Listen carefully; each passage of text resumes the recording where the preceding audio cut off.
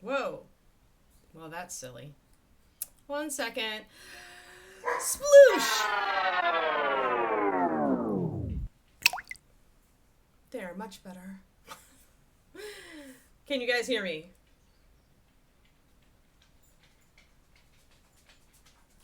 Can you hear me? I need to know. Yes. Is it okay? Does this sound okay? Loud and clear? Good? All right. Lordy sakes alive, I tell you. Whew. Yeah, I couldn't fix. So, hey, Papa, you come up. Come here. Come talk to everybody. Oh, do you want to come up on the chair? Okay. Here, Kiki would like to explain the situation. Kiki, can you up? Yeah, good girl. Hi everybody, this is Kiki with your technical news of the day. I would like to say that Mama attempted to put a new mic on the computer this morning. We are hoping that it is successful, but I am dubious. However, in the process, apparently her camera decided to disconnect and she had to plug it in again. Oh, do you like this voice? And she had to plug it in again. Sorry, face licking's mandatory. And then she had to redo all the settings, and then it was very stupid. So anyway, she hopes everything works now, except for the starting screen, and she can't figure that out yet, and oh well. So anyway, that is your technical update from the Kiki dog. I hope you have enjoyed this update. All right, Bubba, come on. Good girl.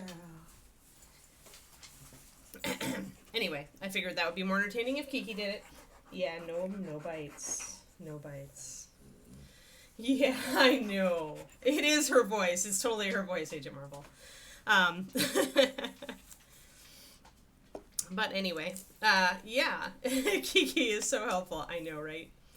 But yeah, so when I plugged in the new mic, then I lost my camera. Gah! You want all your news broadcasts in that voice, in dog voice, in limited attention span dog voices. That's what I call that one. Oh lordy, but yeah. So and if we keep having DCs, then I'm gonna essentially, pardon me, let me go to something else. There we go. But if we keep having the DC thing, I'm gonna have to buy a new computer. That's fun. Really didn't want to drop $1,200, this month. Really didn't want to, but it is what it is. We must serve. Hey, look, I have a camera, though. I had to reposition a whole bunch of crap on my screen, but I have a camera.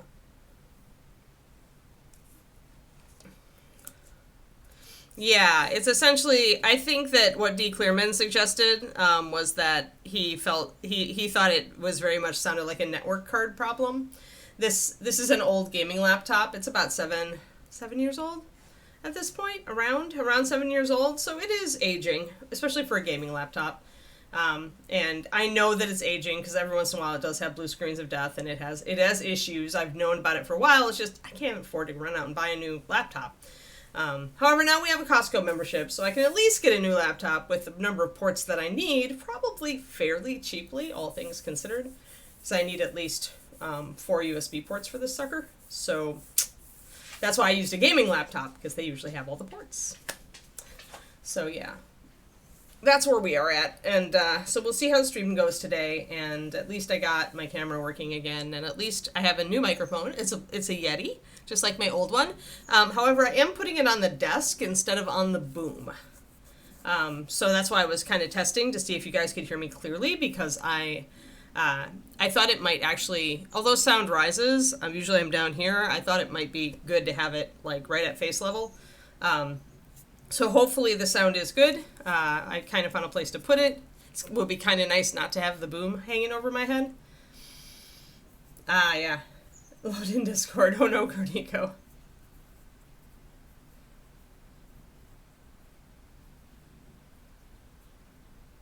I don't know what that means, Pendrake. Oh, and Kodiak, I missed your sub. 17 months. Thank you so much. I'm sorry. I was distracted by giving Kiki's update of the day. Okay. Good. I mean, these are really good mics. I just haven't used one that's actually sitting on my desk, but it occurred to me that I do have room on my desk. It's just a little ways away, but this mic should have no problem with that. Hi. Speaking of the star of the show, she's currently leaning against my hip going, Mom, Mom. Yeah, like that.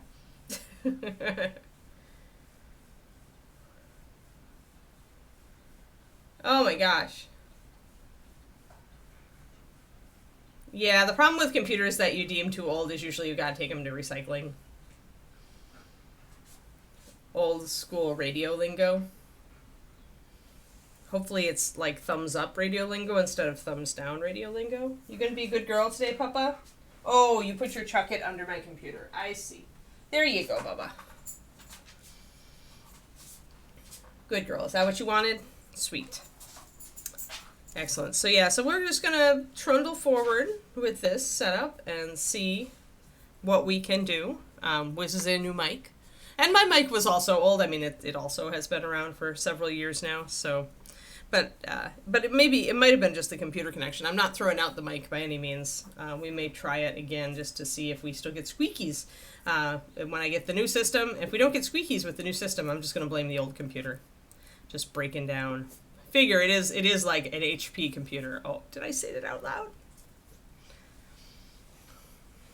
They all wear. All right, popping that back in. We're on Jolie. What the heck am I doing today? That's a good question. Oh, good. Yeah, I actually didn't check its what setting we're on for as far as like whether we're duo direction or single, but I don't know. I just trust this. I got another Yeti mic and I like them. So this one is blue though instead of teal. I wanted to be able to tell them apart. Though the blue is really pretty. It's like a deep royal blue. It's kind of sparkly and metallic. It's really nice. At least the mic looks sexy, guys. At least the mic looks sexy. I didn't, or maybe I did. I don't remember. Agent Marvel? The thing is, my own streams are very infrequent, right? They're one day a week, whereas these are, 5 days a week, so we're far more likely to see any problems on the pro tips. It was enough, though, to try it out. So, and the mic wasn't that expensive. So.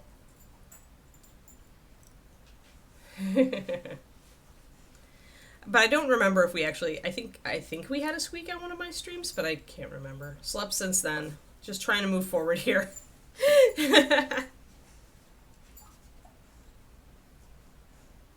Oh, okay. So yeah, Quindy's got a better memory for it. But yeah, so probably, all right, I need to actually touch up. I did a little bit of gold NMM on her, color on her hip there. So I need to touch up some blues.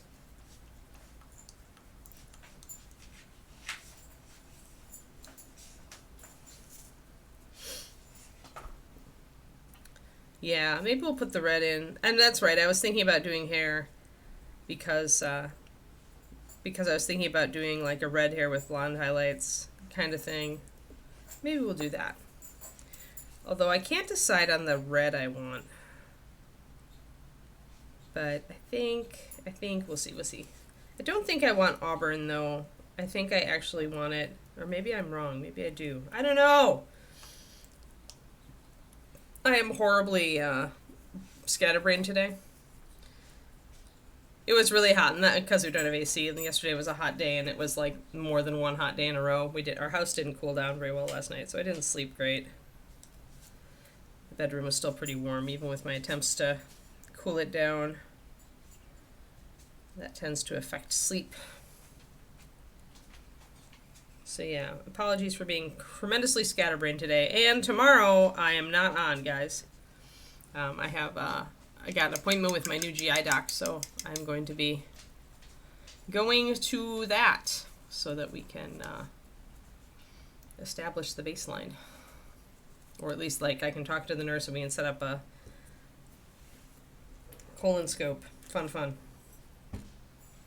You've never watched Aliens? It's a good movie. It's action, adventure, sci-fi. It's my favorite of them because I don't like horror, so I'm not a big fan of the first one. Kiki, your nose does not need to be in my stream. It really doesn't. I know you disagree. But if you keep being intrusive, Bubs, I'm going to put you out. Yeah, I'm going to exile you. You are kind of a pain today. You are kind of a pain. Why are you such a pain? Why? Why pain? Oh, good, Twistoma. Yeah, Sunday you want to relax anyway. They should, Pendrake. I don't know. I hate lenses. I hate glasses in miniatures because there's no way to really paint them well. Back, back, back. You're out. Pardon me, have to evict the dog. Evict the puppy. Eviction. Yeah, exiled. Yep, exiled. I'm going to give you this, and I'm going to give you that, and I'm going to close this gate. Yeah, because you are being intrusive, little Bob, and I already am scatterbrained. But yeah, Pendrake, they should.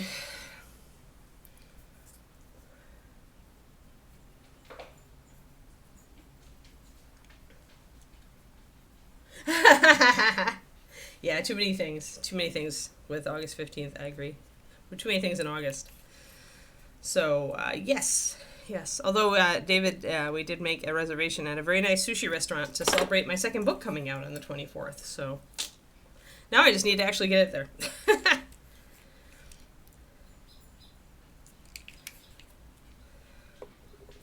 The editing is going slower than I thought it would, so I'm kind of making a note to myself that on my next book that editing is going to take a while.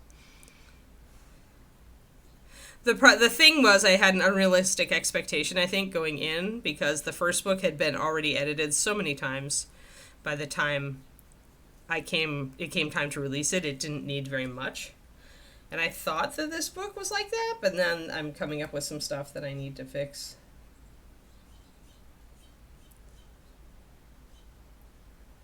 Cool, Twisted Oma.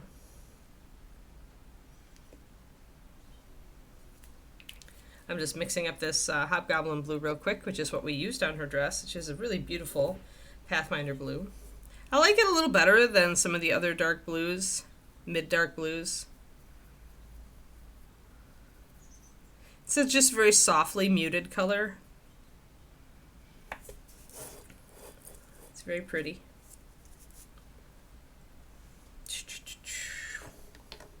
To work on my Patreon PDF today before I can go back to my editing.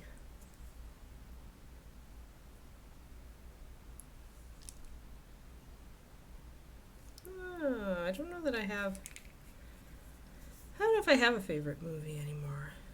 There are several that are at the top: Fellowship of the Ring and Gandhi and Ghostbusters.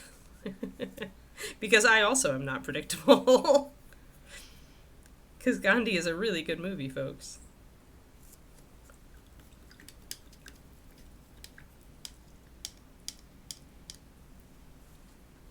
And Raiders of the Lost Ark's gotta be up there, too.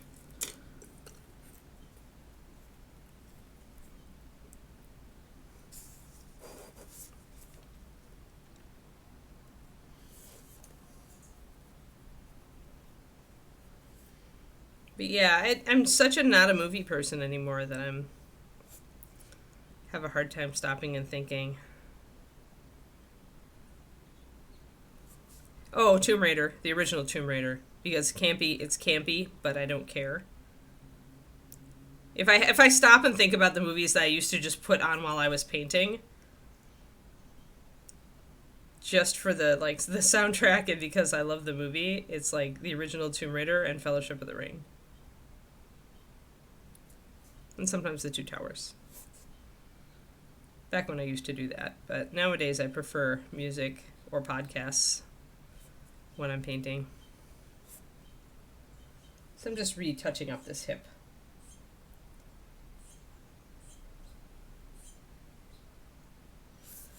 Yeah, I have a hard time just picking a favorite. And I think that's just because when I'm in a different mood, I'm going to want a different movie. So I had to ask myself, is there a movie that I would always watch that if I walked by, a showing of it on the street, would I stop and watch part of it just because I love it? Yes, there are some.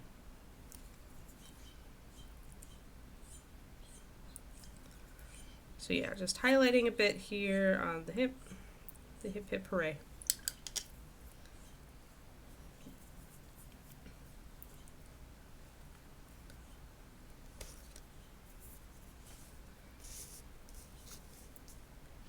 So here's a question for you, Pendrake. Given that is the case, are you a big story person anyway? Like, do you read fiction a lot? Do you, or listen to audiobooks? Do you You know, is that something you do a lot, or do you not do that at all? Or do you prefer like nonfiction, or how do you imbibe your media?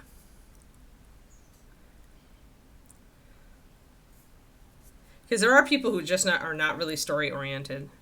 Weirdly as that seems, weird as that seems for the human brain.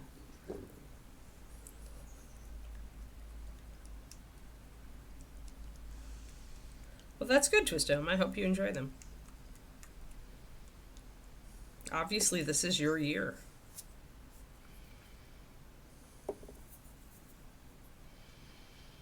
Yeah, David has, he looked at his class stats and discovered that he has 17 people on the waiting list for one of his classes. And he's like, well, I guess I can keep teaching this one. I think that was the OSL class. I'm like, yeah, I push your class every time on my stream because it's so good. And I know because I've audited it, so I can speak without bias on that one.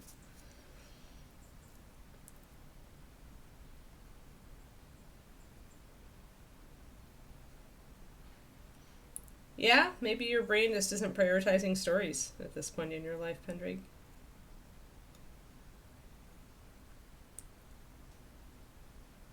Hey, you and I... See, Agent Marvel, you and I are like...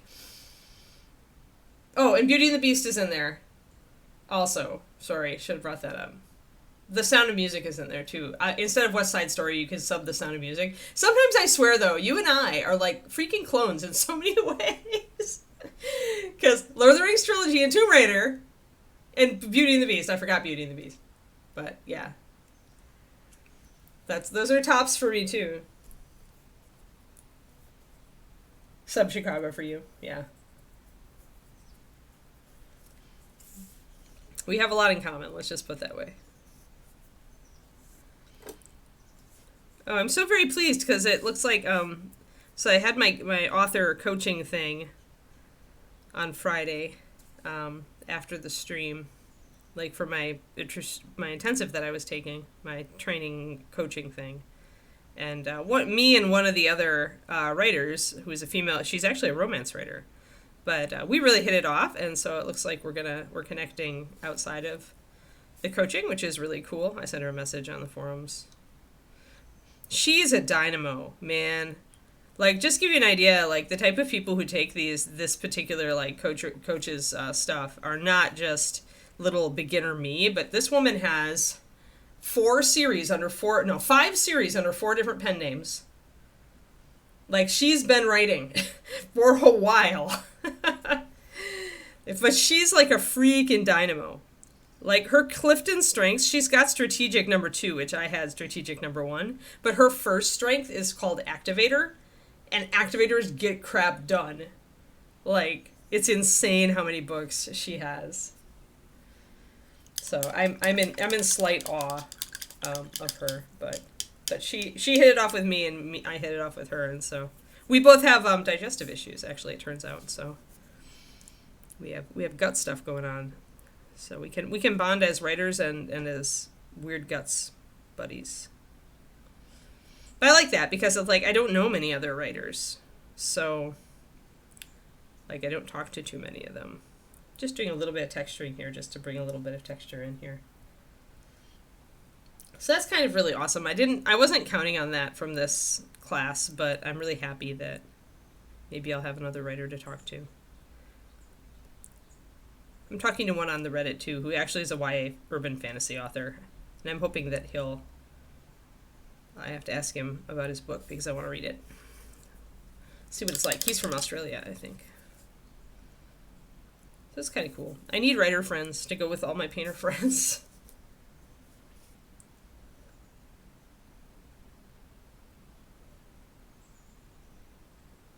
Yeah, Beauty and the Beast is a beautiful movie.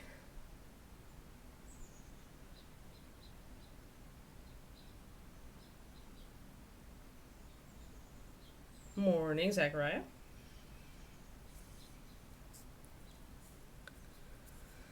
Okay, well, since I have this blue, I'm going to actually get this little flap highlighted as well.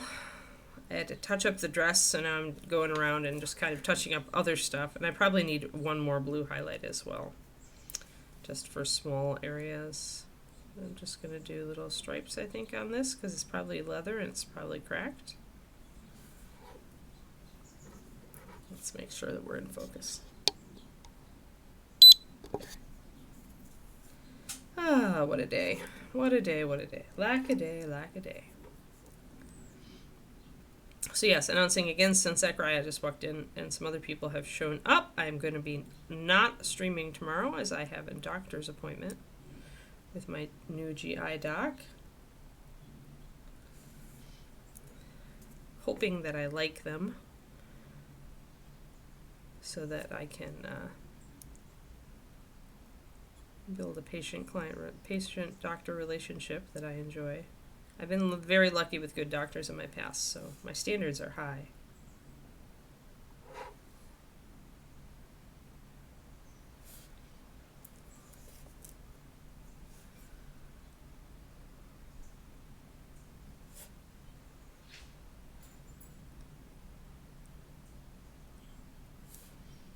Okay, so just getting a little bit of extra highlight there up on the top part of the blue on that book.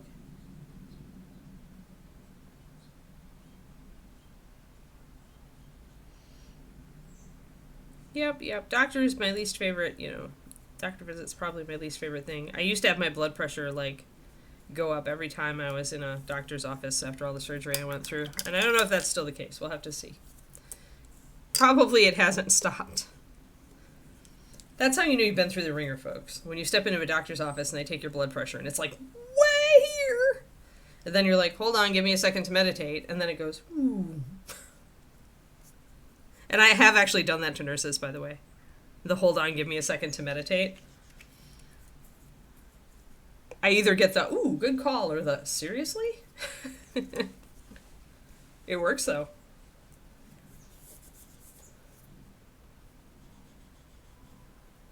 It's actually not the doctor, though, Kodiak. It's actually the place. It's the setting. And I can confirm that because it's just I feel it. I feel it when I even go in. As I'm sitting there, I used to get depressed when I would sit when you're sitting in the room waiting for the doctor. I used to just actually feel depression. It's crazy. But yeah. I don't have any blood pressure meds, Pendrake. My blood pressure is great. It only spikes when I'm in a medical setting. No, I'm in, other than my gut issues, I am actually in really good shape, all things considered. I have tried. I've been active, at least as far as walking and stuff, for most of my life, which has kept me pretty good. And at times I have walked or done weights or done whatever. But yeah, I don't have blood pressure meds. I don't actually have any medication right now except for a powerful probiotic. Hey Richard, we're doing good.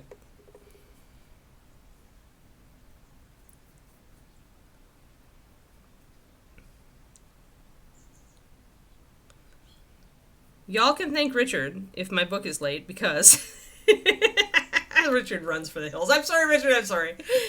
But no, because Richard gave me possibly the most useful feedback I have ever gotten on a book, other than from a actual developmental editor. So, pretty good there, Richard. Pretty good. But yes, no, I have a scene I need to rewrite now. And it should make Zachariah happy too, because he also thought that I needed more of a certain thing. So yes. If you ever write a book and you need somebody to pre-read it for you, Richard is your person. Assuming you want high quality criticism.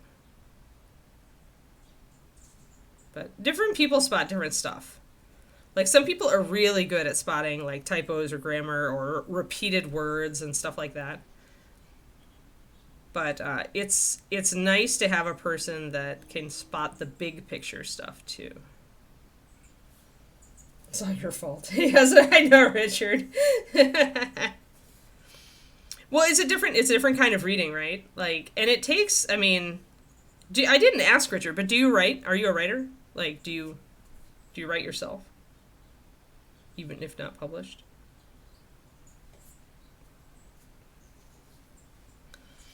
No, the book won't be late because I know I have a very clear idea of what I need to rewrite in the scene to make it work. So, but yes, no, purely a joke, Richard. Purely a joke.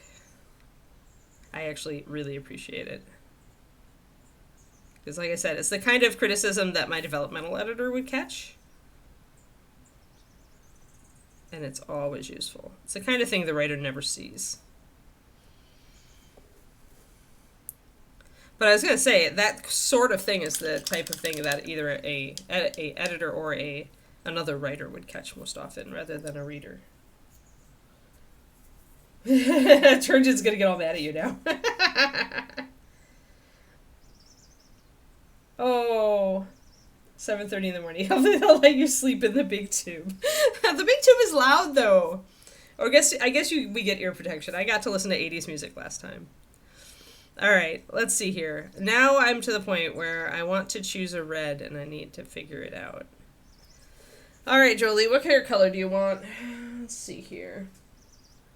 Maybe we'll start with mahogany. And maybe we'll go up with orange brown. Maybe we'll do it that way, and then maybe we'll glaze it with red.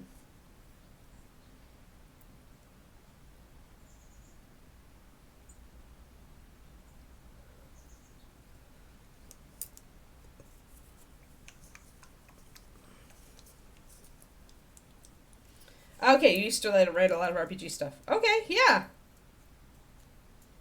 Right, but still, yeah, it's you spot that kind of thing though, right? The things that this leads to this leads to this leads to this. So that's good. No, it's exactly the kind. It's a very high level criticism type stuff there, which I really am appreciative of.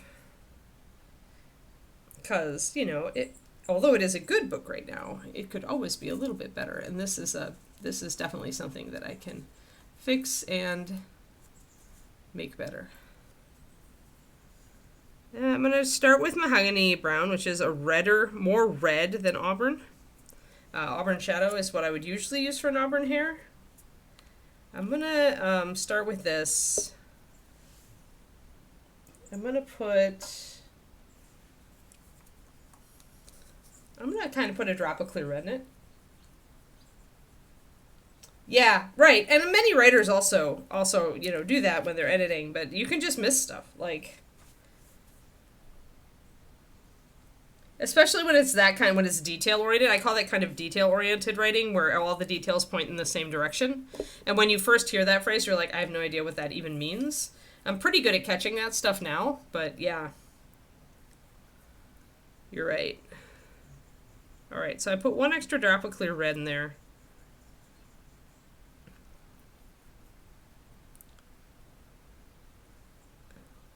And I'm going to use this.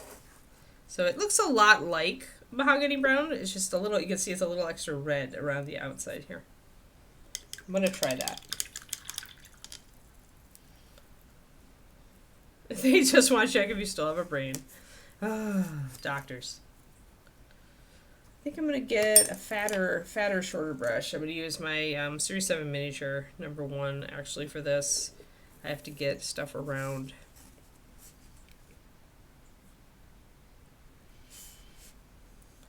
But yeah, the problem with goggles when they're very small like this is you really don't have room to do anything clever with them. Probably the best thing, Pendrake, like you said, would be, I have to kind of figure out, because the problem is, if they're goggles and they have a film over the lenses, they're going to reflect sky, not the hair, but I'll put a little bit of the hair color on the bottoms, and then maybe I can put blue on the top and do it that way. It's just you've got no room. 28mm gives you no room. When you're working on a bigger model with goggles, you have a lot more room to do interesting things.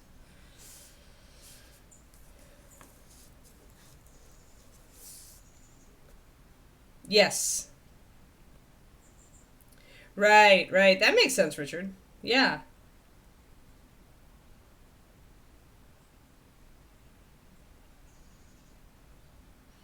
Yeah, no, that makes a lot of sense how you would catch that stuff then.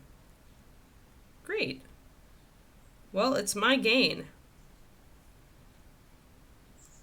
But now you have to edit for me. You have to be a beta reader for me forever. I'd better never write a genre you don't like. If we end up doing an RPG book for the Bear Kings, will you be my editor, Richard?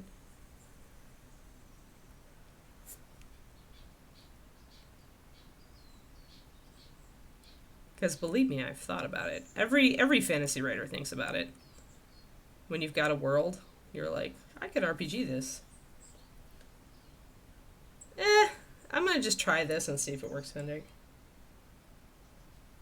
Yes, plot is here. Exactly, Korniko. I think every group of players is like that though.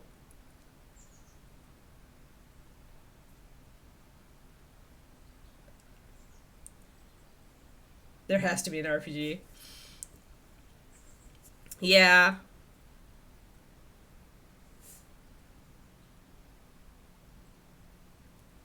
We'd have to kickstart that bugger to do an RPG, I think. We'd be doing oversized hardcover.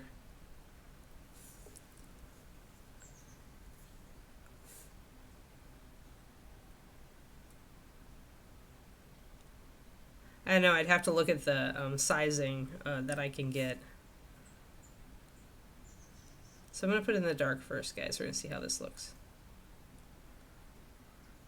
I haven't actually thought about doing any bigger books on Amazon, so I haven't looked at their pricing scaling or anything. I probably wouldn't do it through Ingram's. I probably would do it through Amazon. I guess we could do it through Ingram's. We just, Ingram's gives you so little money for every book.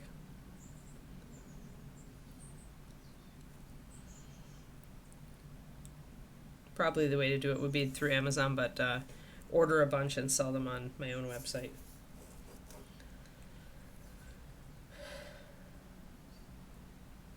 Give them a new real estate agent and show them the plot. 3 slug test. Explain the plot to 3 garden slugs, and they all get it. Then your players have a chance.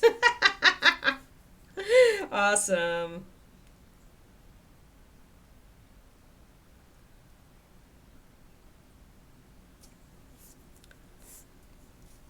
It's pretty awesome. All right, we'll put that RPG on the to-do list if the book series takes off. When the book series takes off. The book series needs to take off before we put time and effort into an RPG. Though I sold another book yesterday.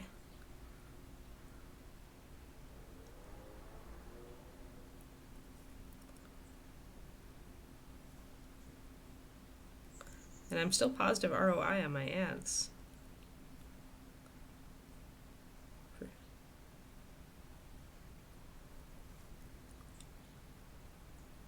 Like, seriously, if I can, still run Amazon ads but still stay positive ROI, I'm, all about it. I'll sit there and run ads on one book. No problem.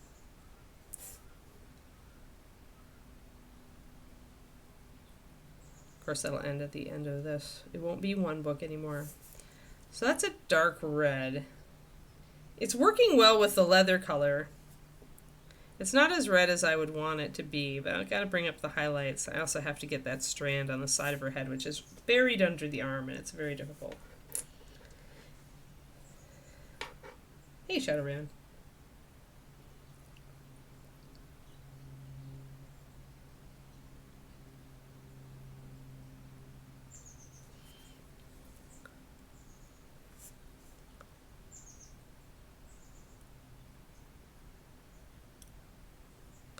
Alright, and this is kind of why I'm using this very short, thick brush for this, guys. Is it's still got a precise point, but when you get a long, thin brush, sometimes you can have trouble when you're in these really cramped areas of keeping control of it because the bristles are so long and bendy. If you've got a thicker, shorter brush that still has a really good point, like this Winsor & Newton miniature series, it's more of a wedge-shaped brush. When you're in these little areas, you can keep control because the brush is thicker and firmer. It's less likely to be bendy. if that makes sense. So that is one use for these, the Series 7 miniatures. And this is a size 1. I wouldn't go smaller, honestly. This one has a really good tip, and it's actually a usable size. Yeah, the D&D movie. It's totally not the DM. PC Paladin. Yep.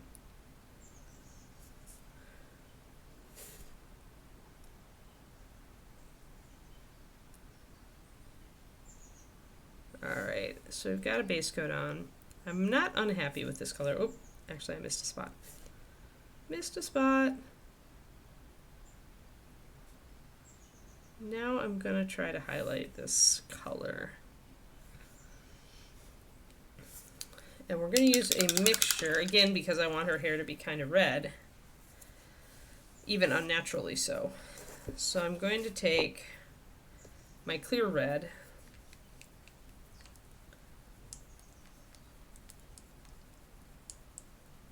Would you go a whole new RPG? I don't know.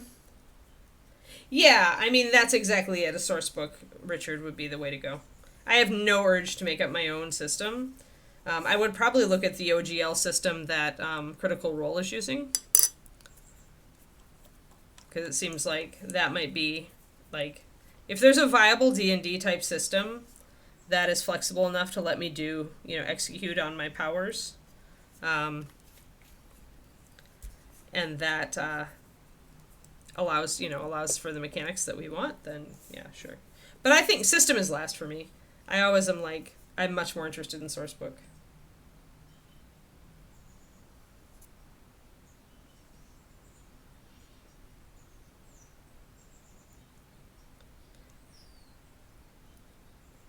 I don't know, Slayer. I just saw that they were using a new OGL because of Hasbro's silliness, and I was like, oh, if they're using that, it probably doesn't suck.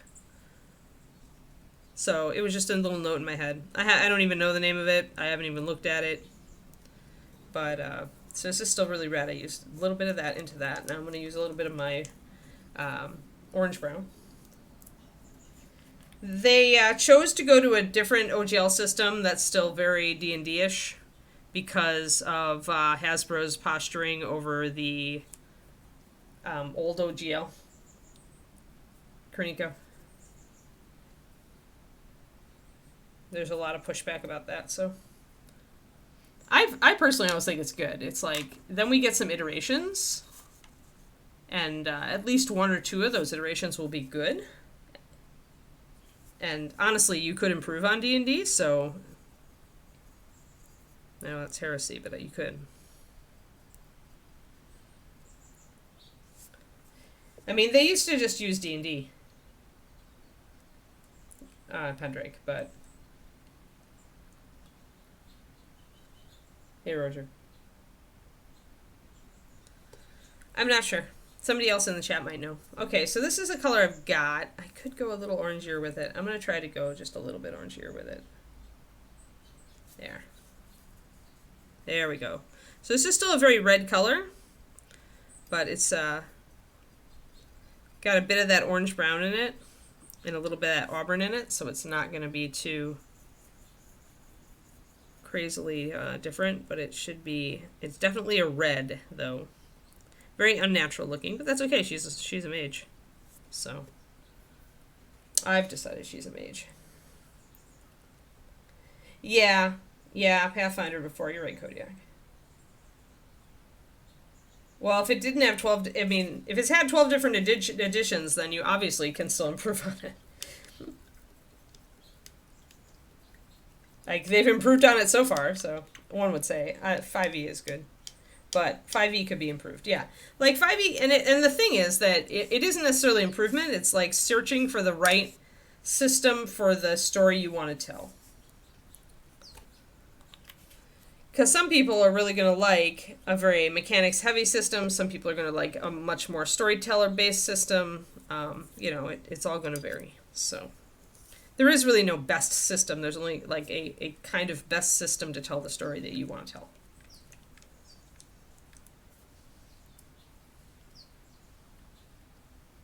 No, you're not permitted to drop a stat. Pendrake.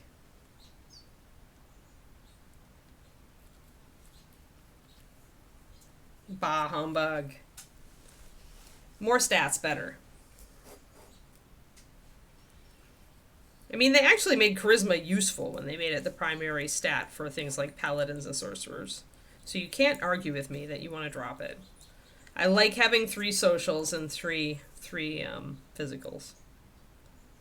But then I used to love the storyteller system, and that had 9 attributes.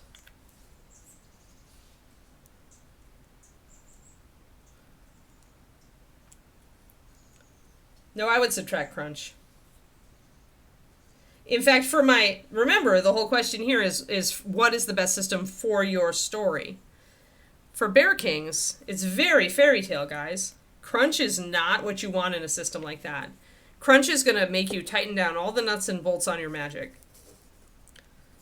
Because you have to tighten down nuts and bolts. You have to give, if you're going to balance a system, it takes a lot of nuts and bolts. But I'm more interested in story because it's a fairy tale book. So, and the magic has to feel right. That's the important part. So, yeah, it would not be a crunchy system.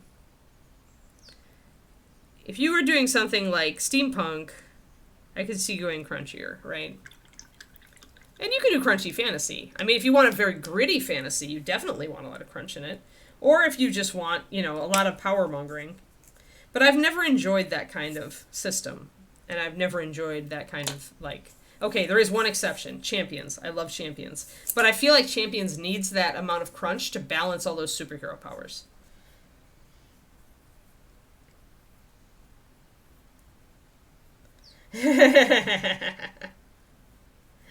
Yeah, D&D. Yeah, Will definitely does not play with D&D. Will plays by his own rules. You can tell that as a character right off the bat. I'm keeping the broomstick, dang it, damn it, Richard. He told me that's how he wanted to do it, and I'm like, okay.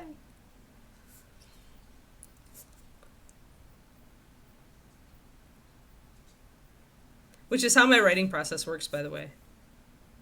And the character doesn't necessarily like pop up in my head and say, hey, I want to do this. The character is just like, I know the character well enough to be like, so how would he actually do this? And then I get the answer. I'm like, really? All right, this makes sense. I am very intuitive with my writing.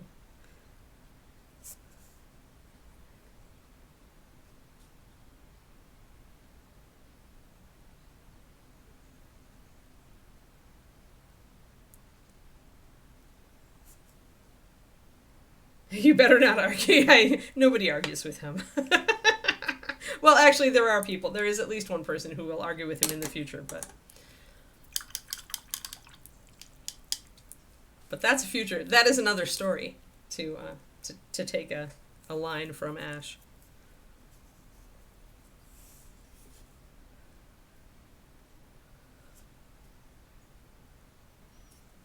Yes, very, very crunchy. Very, very crunchy. But, like I said, Deborah, I feel like I deal with it with the hero system because for superhero, especially for powerful superhero, I feel like you've got to have, that amount of crunch to have a prayer of making exactly what you want, and 2, the ability to control it.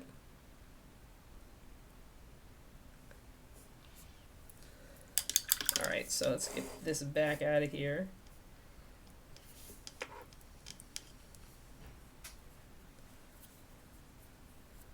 Yeah. Still using 5e for current campaign. They're writing their own games. Illuminated Worlds. Okay.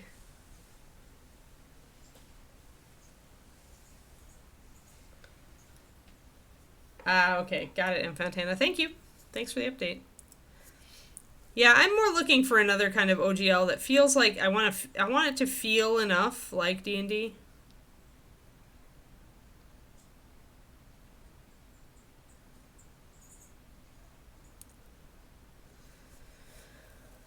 There have been times in my life that I thought about designing a game system, but those times were before I decided I just really wanted to write books all the time, so nothing that takes away from writing more stories is permitted. Which means I'm not running games and I'm not creating games.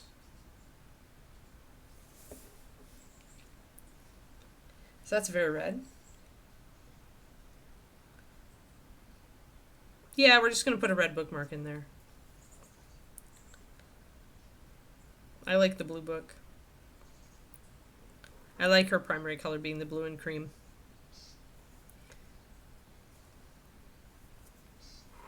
And this will be a little bit too red, so I'm going to probably glaze with the auburn to take it down, but I want the highlight. The ORC license.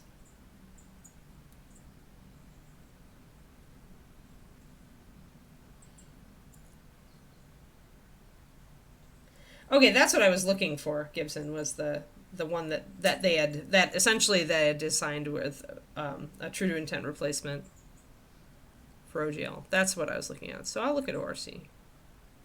Not that this is going to be anytime soon, but I'll keep it in my head. And when I inevitably forget what exactly I'm supposed to be looking at, I will come to you guys and say, dudes, what was that system you like recommended for me ages ago? You know, 5 years from now when the books are popular enough to warrant an RPG source book. Hopefully. That's kind of my timeline is 5 years. 5 years gives me enough time to probably write 10 books in the Bear Kings, which is probably the outside edge of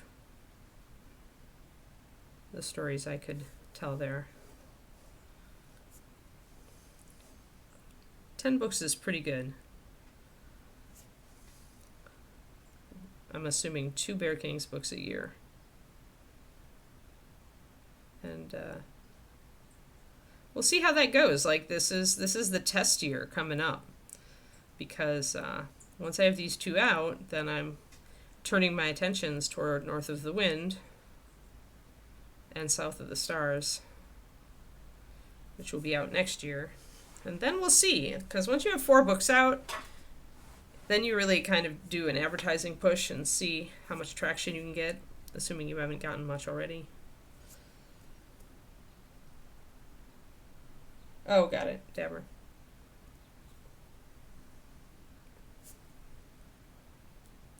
But what is the game called then? The system, the actual system.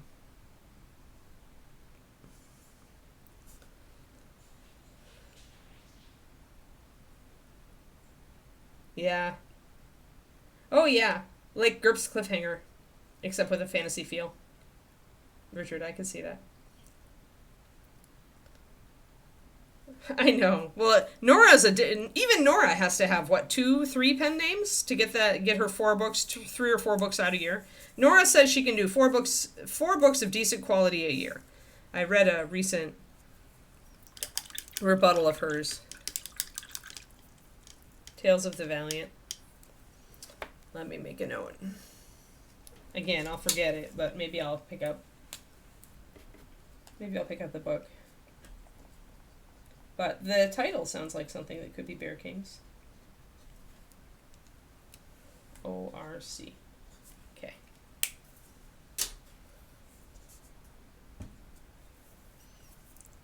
Yeah. Yeah, that's what I wanted. This is exactly what I wanted.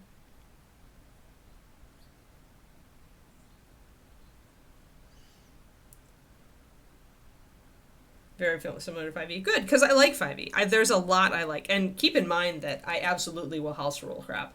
Like, I have no fear of changing a rule in a book. I have no fear of putting out a source book that says, this rule in the blah blah blah is overwritten in this game with this rule, you know. I will have a cheat sheet. There won't be much, but there is almost inevitably going to be something I would house rule. And of course, I'd have to run a game to figure that out. That's why all this is far in the future. I have some books to write first. Books are the books are priority. Got to get the story out there. Open RPG creative license, yeah.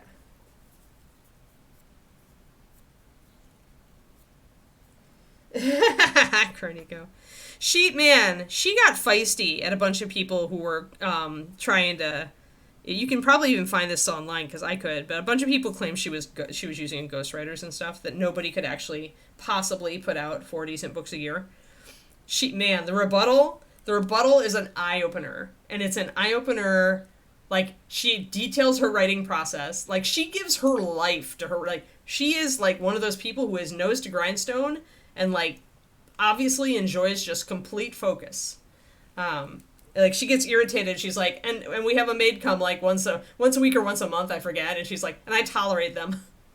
I tolerate them because I need them.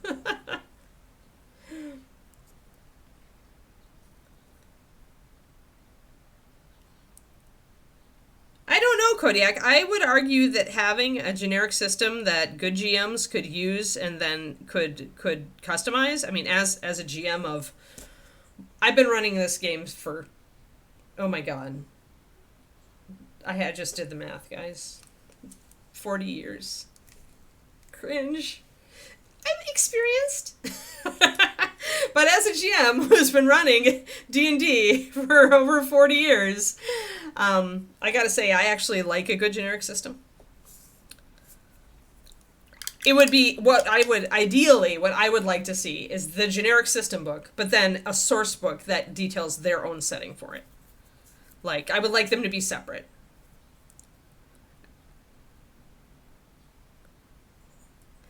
That way, I've got the rules, and I can run with them. Oh, hey, Dogfather, 41 months. Dang. I've run the game, as the kids say, for a while. Yeah. All the different... I think I've run every edition but 5th. And I played 5th in beta.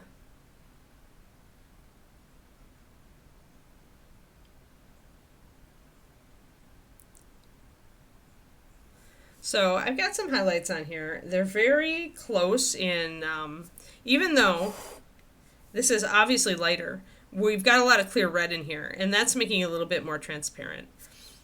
So if I really want to bring out some of these details, I'm going to have to bring up more, and I'm probably going to need to shade down more.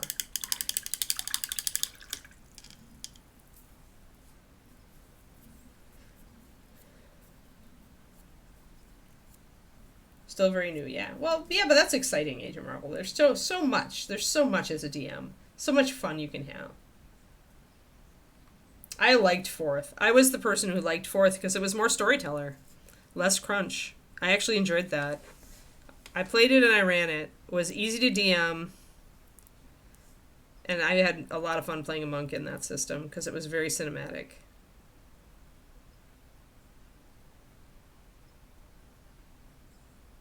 Alright, so I've mixed a little bit of my auburn hair color into my brown liner here to make it just a tad more red. You can see the red there.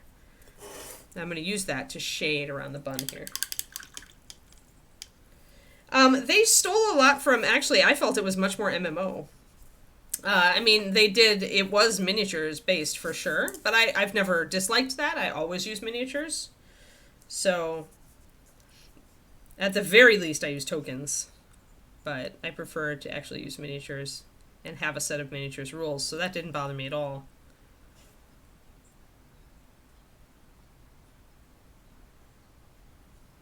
So doing just a little bit of extra shading to bring out the details of the bun.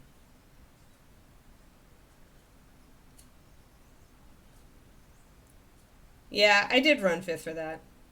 You're right. You're right, Pendrake. I forgot Port Abandon. I forgot system. Haha, shows you that I'm all into the story.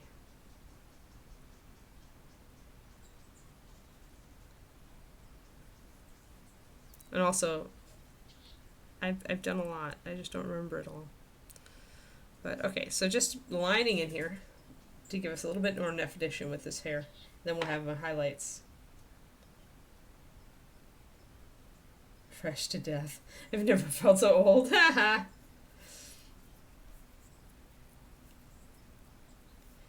See, and I loved it, Bill.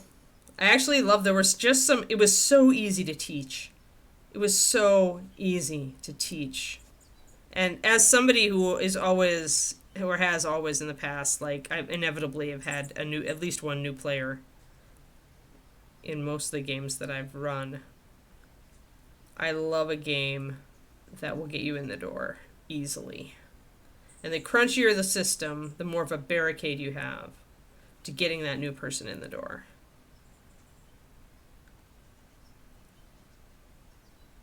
So I actually really enjoyed the MMO-ness of it. I was the exception, I know, but I did.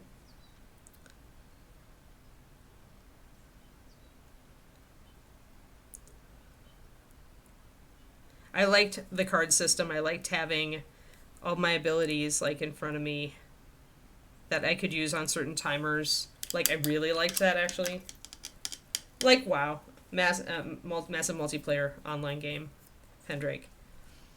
The powers were run up more like that. Yeah, it was easy to build encounters and for them to be interesting. Agreed, Crowley.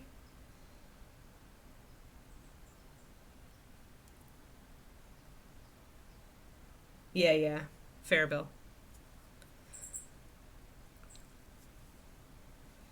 Yeah, I'm just always trying to get girls into the game, like when I run a game, I almost always have a female friend who I'm trying to get into it, who hasn't ever played, and I found that system so easy. That and the White Wolf system were so easy for getting people in that weren't really into the crunch. Yes, and one hit point minions. Yeah, it was great. There was some great stuff in there. Yep, the timer abilities. Yep, yep, yep. Okay, Crowley, you and I are together on this.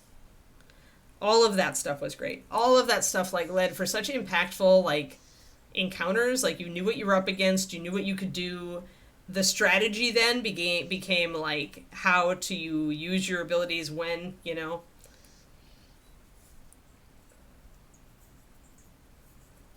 Yes, and bloodied unlocking different abilities. Yeah, there was so many. There was great stuff. There was great stuff in fourth.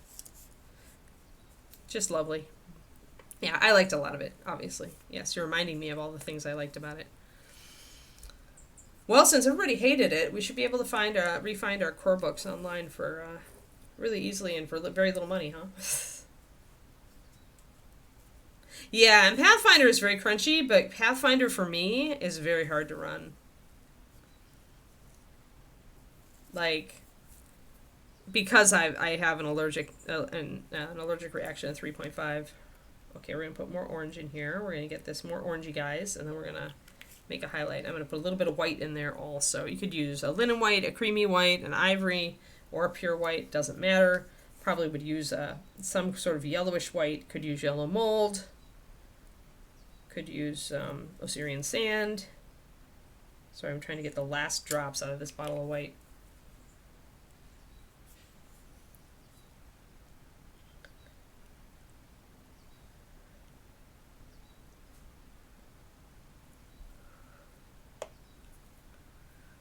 Yeah, everybody's always got opinions about each edition of D&D. And Pathfinder has a lot of fans, and there are some things I really like about Pathfinder. I like a lot of the, I like some of the classes they've got. They've got some really inventive class options, which I adore, because I like options.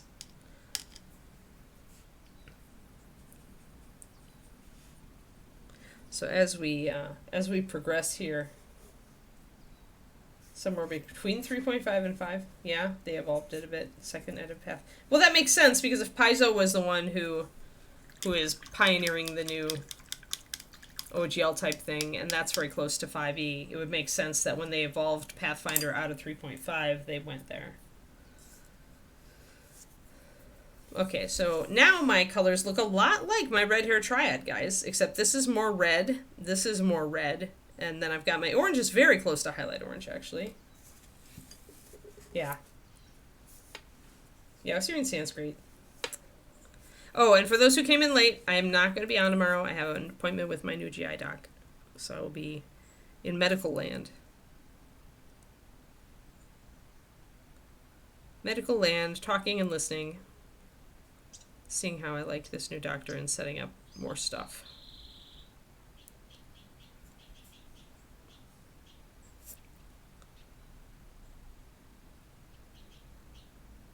So I'm just going to put a little bit of highlight here where the hair strand bulges out around the face. And with highlights, we'll start to finally see some definition in the hair. Oh yeah, these, I didn't know they were putting out a Pathfinder 2 refresh. So essentially, they put it out, they got feedback, and then they're doing a new edition. Gibson? Neither of which actually talk to each other. Yep.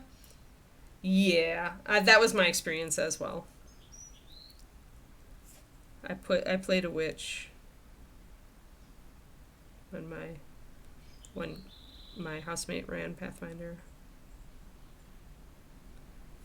I definitely felt a little bit underwhelming, but I might have been not playing it optimally. I tend to play for stories, so I don't really care if my character is gimped as long as I'm having fun. Alright, so little highlights. Yeah, and it is true. It is true. Team Crunch and Team Fluff often don't interact on various games.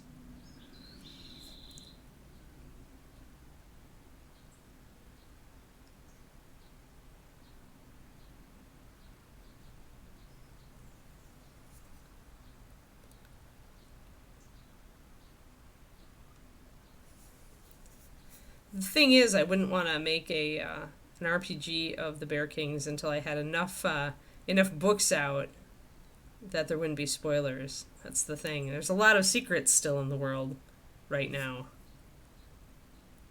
And those secrets will be revealed slowly through the books.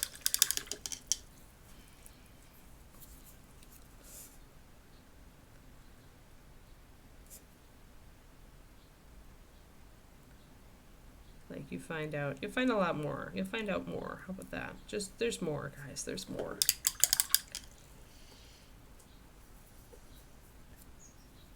Yeah, to ban a bunch of stuff. Yeah. Makes sense.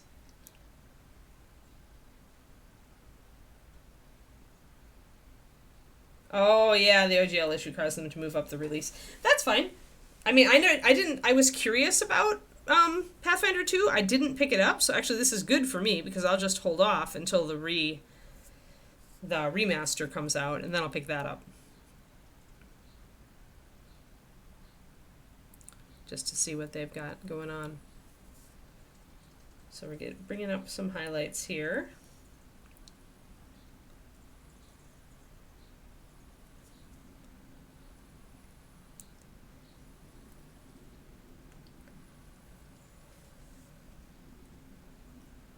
Yeah, best to keep players away from all of the rulebooks, yeah. That's why I think, if I ever recall right, our Pathfinder DM said, here are the books I will accept as far as character creation. And she, like, listed 2 or 3. And she's like, and that's it. Because there were so many options in Outlier books that she felt made everything too broken or hard to control.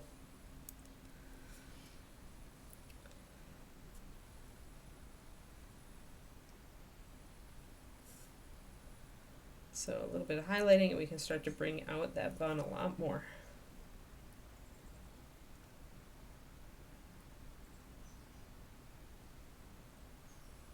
That's good to know in Fontana.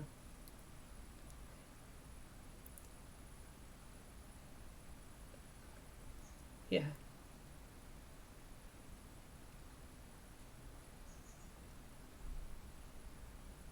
Oh boy, yeah, I always change things.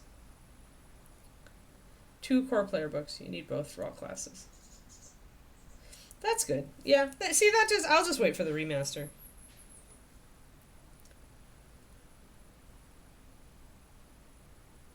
Yeah, you don't need that guy, exactly.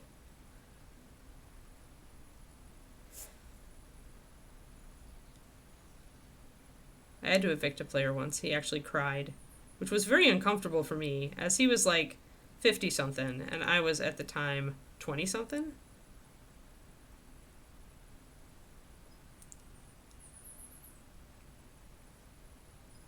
But he was a rules lawyer and a rules breaker. And I was like, you know what? You are disruptive, and I'm sorry, but you have to leave. I'm no longer inviting you to this game. And boom.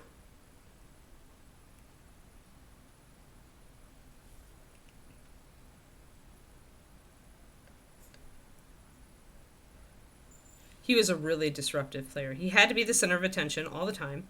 And like I said, he's a rules lawyer. I like to be able to change the rules of my world in line with my story in small ways. And he was very rules lawyer and very disruptive, even though he knew that that was my style. And so I was like, I'm no longer going to deal with you, which was a big step for me because as a younger Anne, I was very, very go with the flow. I didn't want to confront anybody.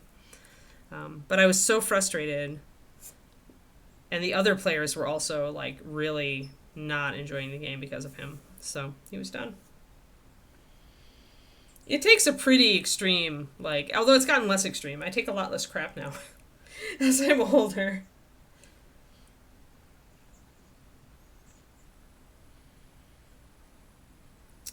Yeah, I mean, I felt bad for him, but I gave him, like, I talked to him twice about it before I just kicked him.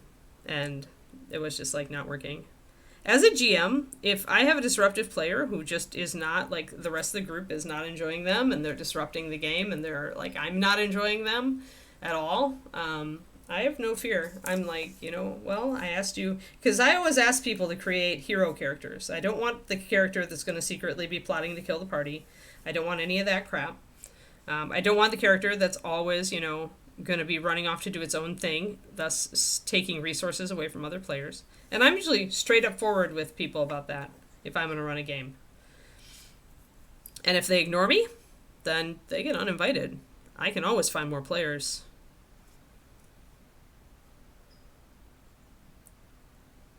Yeah, I mean, you gotta... Okay, the biggest, best rule I ever learned as a GM. If you as the GM are not also having fun, you're done. Like, that's the thing. You are not just running this game to make your friends have fun. You as a GM should also be having fun. And if a player or something is happening that is making you really not have fun, then the game is done and you need to move on. That's it. Needing time. Bye, Crowley.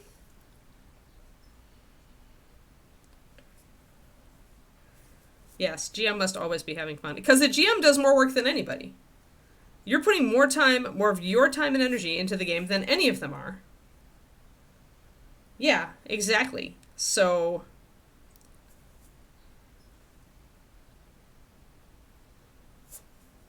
I think a lot of people fall into GMing because they're the only one willing to do it, but they need to understand that, too. They're not just there to serve their friends up material every week. They're there to actually have fun themselves doing it. So now that we have those highlights and extra shadows in, we can see the details of the hair a little better. And I've still got another layer of highlighting. I do it because I kind of hate how everybody else does it. That's fair. That's fair. I find that I'm bored if I'm not GMing at this point. Like, it takes a really good GM to really keep me engaged in a game these days. Like, I almost always would rather GM. I've learned that being a player over the last several times.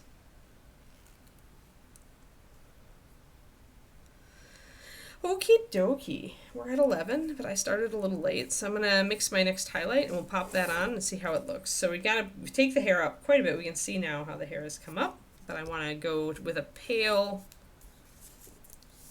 like Osirian sand plus that color.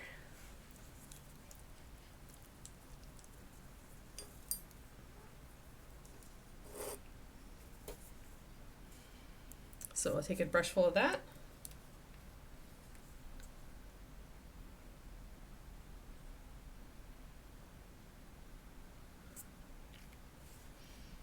I do know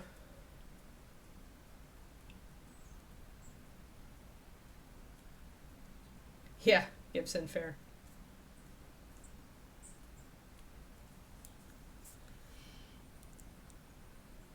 I do agree though, one thing that George R. R. Martin said to me was that he realized at one point, because he used to GM a lot. He loved to do role-playing games, but he realized at one point that GMing took the same creative energy that writing books did. And so he essentially doesn't run games anymore. And I have found this to be true. I can either be creating an RPG and running a game, or I can be writing books. But it does actually take the same energy, which I think is why so many GMs are actually writers at heart. Even if they never actually write a book, they've always thought about it. Yeah, yep, Richard, you and I, exactly the same. Although I did enjoy running the online game during the pandemic. That was fun.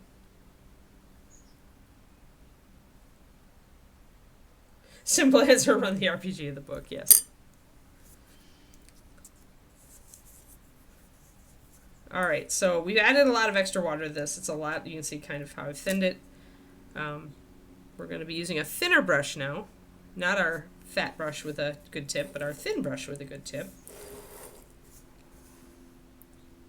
And I'm going to try to put in really small highlights at the center of my previous highlights. Just little touches.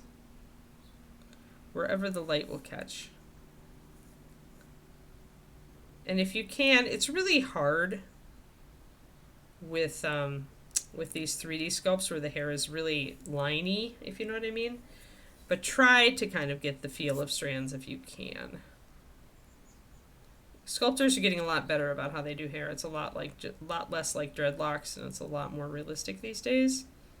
Hair is really hard to sculpt in ZBrush, is what I've heard. So, but I'm happy that it's starting to come along.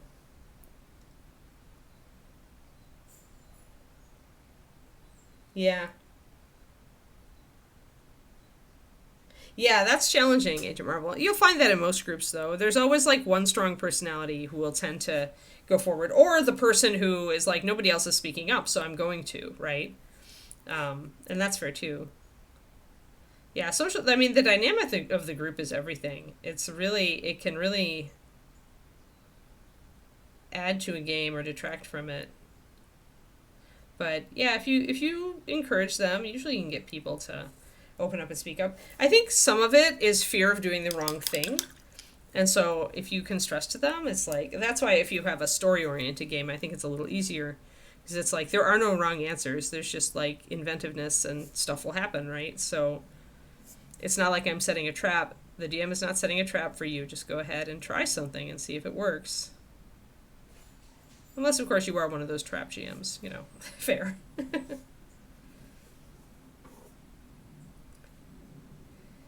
Actually, there was a Song of Ice and Fire RPG. It actually won awards. It's a really nice book. I have one.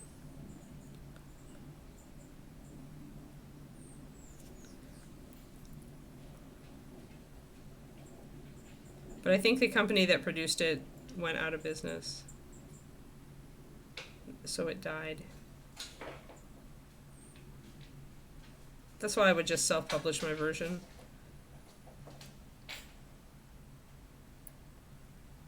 So tiny touches of that highlight then get you more definition.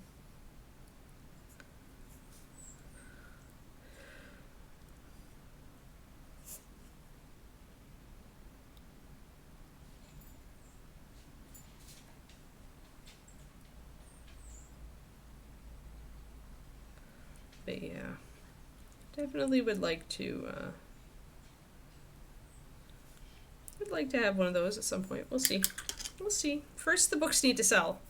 First, everybody who likes the books need to tell all their friends. Should be a bit easier when book 2 is out because it will finish the current story. And that's always nice.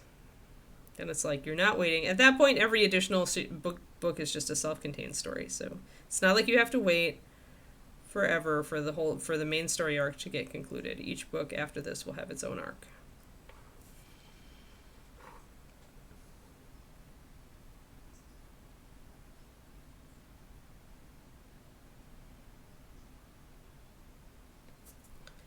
So with that, highlights. Oh, yes. Getting your players to roll for random encounters. It's awesome. Yeah, you should have elements of brown in your red hair if you want it to look realistic. And this I even went a little bit much more red than I would normally, but I wanted it to read as red. The orange highlights and the red hair are also playing off of the blue as complementary, which is nice. But yeah, and it's just like with blonde. Lots of people make their blonde too yellow. They don't realize there has to be some brown in it.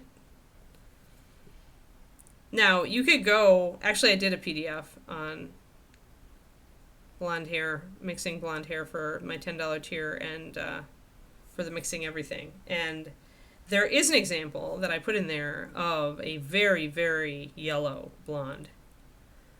But even then, it's like yellow oxide. It's not, not like sun yellow. So red hair is the same kind of thing. You can go pretty red with it. I went pretty red with this. But it's got to have that element of brown in it somewhere so that it's not just a primary crayon color.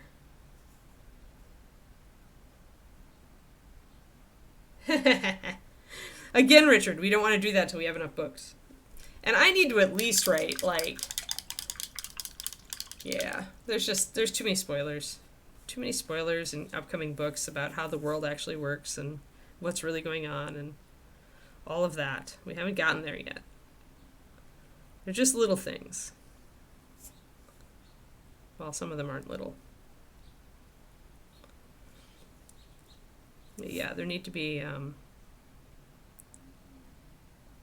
I would say, how many books do there need to be? 6? Before I can do an RPG? I need to, there's a Fox book that needs to be written, I think. All these first 4, plus the Fox book, plus the prequel to book 4. I think that's minimum. I think that's the absolute minimum to do a world RPG.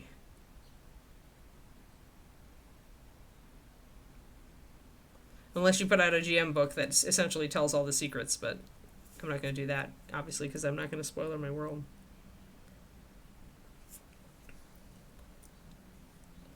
Yeah, there will be a Fox book. You will know why after you read book 2, Kerniko.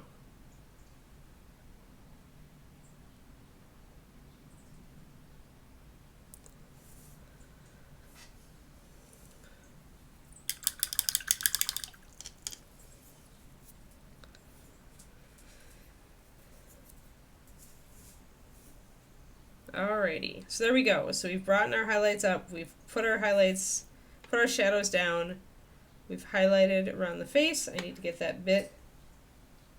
Yes, Richard knows things that nobody else knows because he's... Yes, what does the Fox book say needs to be answered for the RPG? It's so true. Like, I haven't even gotten into like the greater social systems of this world yet. Foxes are the gossips. They're absolutely the gossips. That's why everybody tolerates them. Nobody trusts them, but everybody tolerates them because everybody wants to know the news.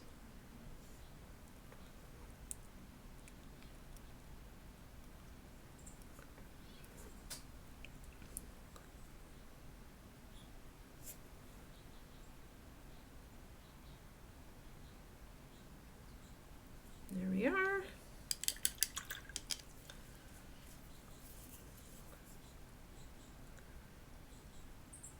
Yes, and in the meantime, while I'm writing those 6 books, y'all can just, research all of the RPG systems for me and figure out which one I should use.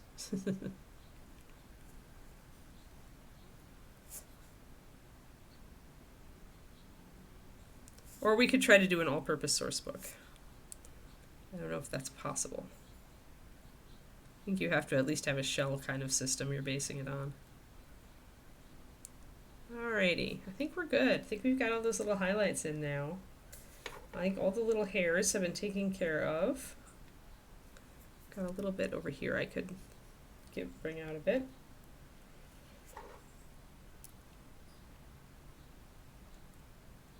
Oh yeah.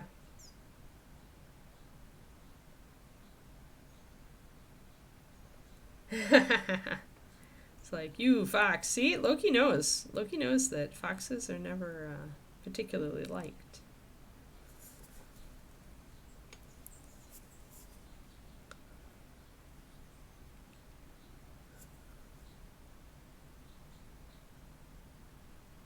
Loki is up with my book fiction, my book fictional world. We haven't even gone into the cats in my world yet. We're going there. We're going there. It'll get us book 4. Book 4 is when y'all will we'll get in that direction. There's just so much. There's so many things. So many things. Beer Kings. Haha. Nope, no Beer Kings. That would be a fun parody, though. Someone will write it. Some fanfic will write it. I have faith. Now that we've mentioned it, it will exist. I just won't be the one.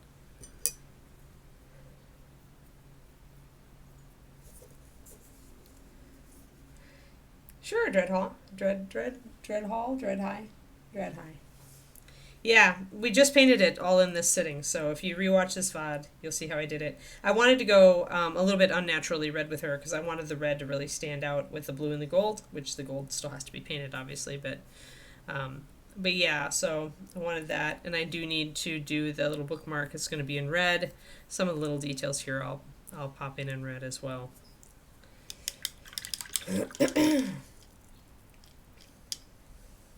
No spoilers, Gibson. No spoilers. You'll find out about the cats when I get to them. And not before. It's magical red. Yeah, she buys it out of a bottle. Yeah. Yeah, I wanted to make it more of a dark red. Yep. Yeah, real cats are real, or book cats, exactly. Alrighty. Yeah, that's in book 4. Book 4, I'm already excited about book 4. I'm already getting ideas for book 4. I always start out with the basic premise of the book, and then all of my brainstorming is fleshing out that kind of what I'm doing. Getting more ideas to elaborate on it. Alright, gonna put away some of this. I think we're good. I think we're done, guys. And the mic stood up, and we had no mic screechies. We also, though, had no disconnects. Interesting, isn't it? This disconnect thing, Quindy, I keep thinking, like, if we go all this week without a DC, because I wouldn't buy the new computer until the weekend anyway, probably. I need to figure out where the money's coming from. But if we go all this week with no Fs, like, what are we supposed to think, right? Then it's Twitch. It's gotta be. Or OBS. And I haven't changed anything except swapping out the mic. Like, our internet is the same internet. Yeah, I know, right? So the best we can do is kind of troubleshoot.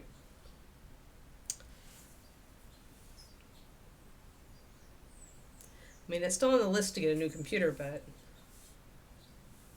Oh, yeah? Gibson? Like, lots of disconnects? You blame Twitch? Well, we'll see. Well, at least, hopefully, the new mic will totally get us rid of the squeaky mic. Like, we won't have squeaky mic anymore. That's my hope, is that it was the mic I had just being old, and maybe the connections being old, and my brand new, fresh, shiny little blue Yeti will keep us where we need to be. Oh, I see. Yeah, well, that's why I just spent $100 on a new mic, so we'll see. We'll see. But it is beautiful. It is shiny and blue. I would love to pick it up and show it to you, but it's, well, actually, I can just rotate my camera. Nope, not there. Hold on. Nope. Ah, I'm trying to find it. Yeah, shiny blue. There we go. This beautiful shiny blue thing. Except you can't really see it. It's kind of washing it out. But it is really a kind of a blue race car blue.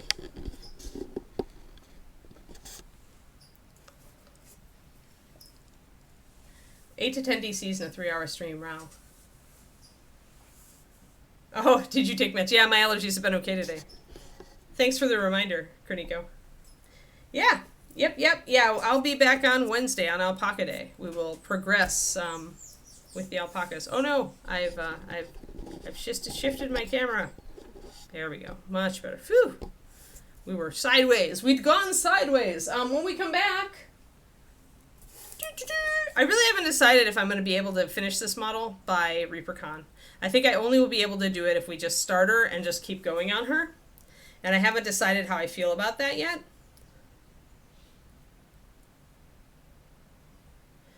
Maybe. The Yetis are pretty, if you get I mean, I've got the blue Yeti, and that's it's got three, the stupid things that are, like, processing your noise. But anyway, yeah, maybe a good lapel mic might work better for you, Agent Marvel. Yep. Yeah, I have to decide if I want to just put all of our time into her from this point forward. But because it's the only way I'll get her done by ReaperCon. So if I don't want to do that, then we'll keep moving forward with everything, and I'll just have to get her done for next year. And then we can take our time, and we'll just double down on her over October. Up to Halloween. But yeah. So, okay, guys. Thanks, everybody. Thanks, Quindy, for herding the cats, as always. Thanks for all the RPG talk, folks. And yeah, I hope that you all have a lovely day, and I'll see you on Wednesday. All right? Take care.